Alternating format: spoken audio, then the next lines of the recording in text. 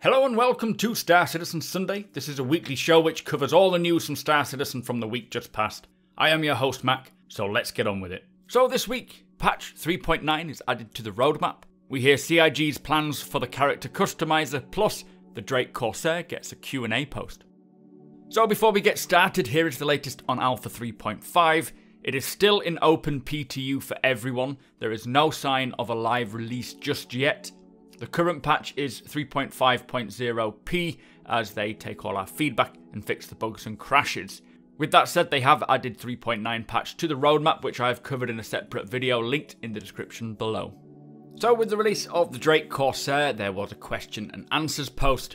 First question is in regards to Drake's durability. Why does everyone say it's paper thin? And what they mean by this is that Drake ships are generally under-armoured when compared to, say, Aegis or Anvil, but they usually make up for this with their weaponry. Next question is, what are the living quarters like compared to other ships? Now, Drake provides the necessities like beds, kitchen, washroom and storage for every crew persons, and also like weapons and clothing, but that's it, no bells and whistles. Someone asked, can the pilot exit when the co-pilot is sat down or underneath? And they say yes, they have made it so that both the pilot and co-pilot can come and go whenever they want. A hatch covers the hole to the co-pilot's location, so if the pilot wants to walk around, he can do so. Also to note, they did say that both the pilot and co-pilot seats can fly the ship as well, which is quite unique. Next question, does the pilot control the forward-facing guns? And they say yes, he does by default, but in the future, weapon control will be delegated to another station. This is all part of the multi-crew stuff. What makes the Corsair stand out from other explorers?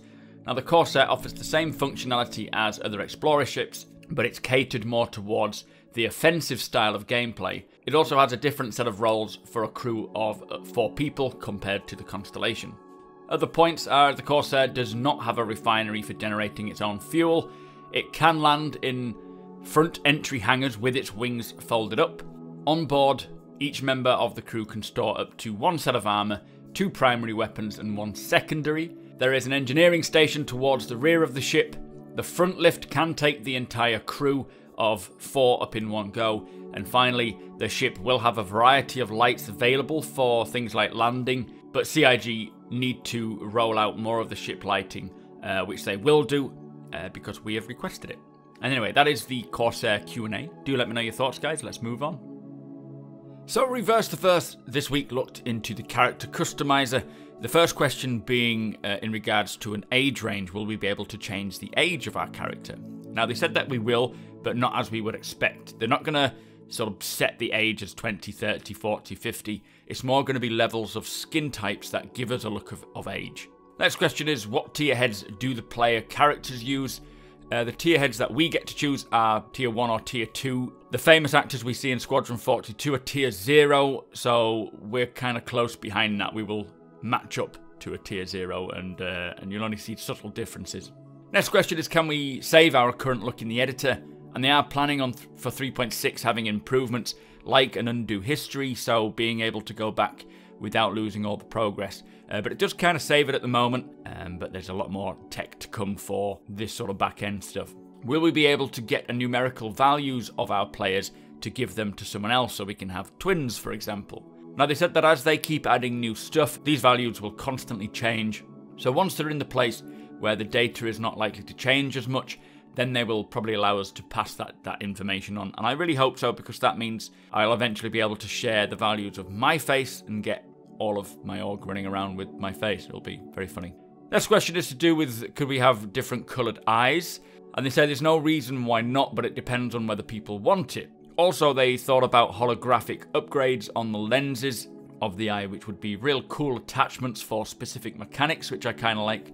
Maybe, this is my example, maybe being able to look through walls or see motion, or maybe like thermal imaging. Probably too far looking through walls, but I do like that idea of sort of augmented eyes. Let me know your thoughts, guys. I would like to know what you would like as an augment. The next question is, can we get the randomize button for all values? And they say yes, they did actually have that in, but it was removed because they didn't want to confuse the DNA and idonomy. Once they've lined it all up, it will likely be added again. Next question is to do with makeup. Now, they said that the tech is really good for tattoos, face paint and dirt, but it's difficult to make it look like makeup and not face paint. The makeup changes the specular reaction of the skin rather than just adding a layer of face paint, which is what it looks like currently. They will look into it a bit more, but don't expect it anytime soon. But if they can find a way to get it looking right, then they will obviously add that. Will we get more hairstyles relevant to people of colour? They say they need to get all the current hairstyles in and updated with the new tech before they start adding new content. But yes, I would expect them to add all styles of hair. Next question, will we be able to blend male and female heads? Now this is something Chris Roberts talked about, like having a parent and then being a mixture of the two. They did say not anytime soon because it's a real difficult for rendering performance issues. If they see there's a lot of gameplay relevance and they find a good way to do it, then maybe they will. Someone asked, can we choose our skin colour and texture before the other changes?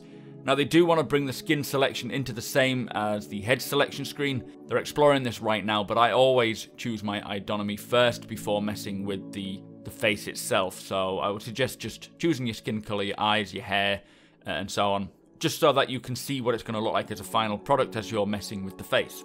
Can we get trigger emotes during the creation? And yes, they would like this for, say, version 2 of the customizer, but also they would like the ability to view our characters in different loadouts, like civilian clothing or maybe some cool armor as well. So that would be quite useful.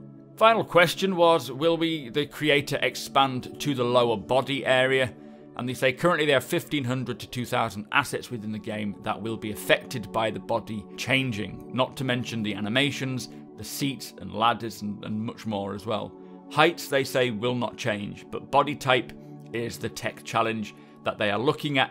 They would like to, but they can't promise anything yet, but if they do, it will likely use the similar system to the runtime deformers for the head attachments, so fingers crossed they will find a great way of doing it. Now they spoke about like a hybrid. What is a hybrid? And it goes back to blending the faces. So currently we have 9 male heads and 9 female heads. For the females, 4 of them are very similar. So the average head looks more Asian due to the limitations of the source heads. They have been arranging all the heads into similar archetypes. So for example, Sandy Gardner and Rona Mitra have very similar looks, but they do obviously have individual features. So what they're going to do is take specific areas or features of the faces and create a hybrid and make that the source head, meaning that we'll get more source heads to choose from.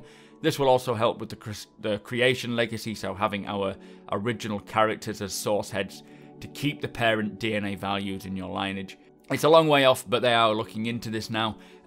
They also like the idea of maybe allowing the orgs to have a gene pool for players within the org to create a head using the values from other org members.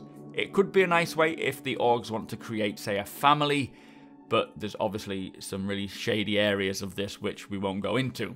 So if they feel like it's a good option, then they will, but yeah, we'll see. So, to finish off with on this RTV, they spoke a bit about hair. Now, they said hair is difficult. The method shown at CitizenCon has not been applied to the current customizer. They need to apply this new tech to all the current hairstyles, and that will make them look a lot better. They want hair to move naturally and be simulated. They use this Snoopy cap thing at the moment to keep people's hair inside the helmets, but would like to make hair maybe stick out of the bottom of hats and so forth. They need to ensure that hair does look natural when you wear a hat, but also when you wear a helmet. So things like dreadlocks, for example, may be a bit of a challenge because realistically they would just bunch up inside the helmet. They have looked at Black Desert Online hair, and they like the idea of players being able to create their own hairstyles based on a preset style, and then just adjusting the hair at certain points. It's not in the plans as yet, but they would love to look into it more. Facial hair is working really well. They just need more assets and styles of facial hair. It's similar to things like bandanas and doctor's masks. These are all classed as attachments, and with these attachments you can actually see them move with the mouth as the person is talking. So that's all fine, they just need to put more stuff in. Anyway, that was the Reverse the Verse, guys. Some really interesting stuff. Obviously, this new customizer is early days. I am very excited to see this new hair tech and have more choice when creating a head. But do let me know what you guys think. Let's move on. Also this week, Galactic Guide features on the Callis system, plus the Squadron 42 monthly report is available for all on the website. So that brings us to the end of the show. Thank you so much for watching. Be sure to hit that subscribe button so you don't miss a video. Hit that thumbs up if you enjoyed it, and share the video with all your friends. If you like what I do and want to help me make it better, follow the link below to my Patreon page to learn more.